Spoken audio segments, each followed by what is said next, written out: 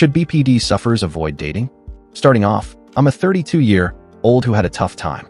Dating a BPD woman was a 4-year disaster. People with BPD, I believe, should work on themselves first.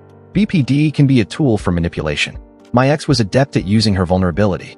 At first, she seemed sweet, but her insecurities soon made conversations difficult. One wrong word, and she'd shut down, acting childishly. She used my empathy to hurt me.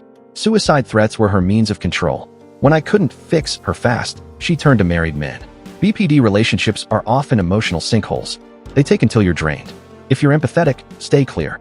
It's not worth the emotional toll.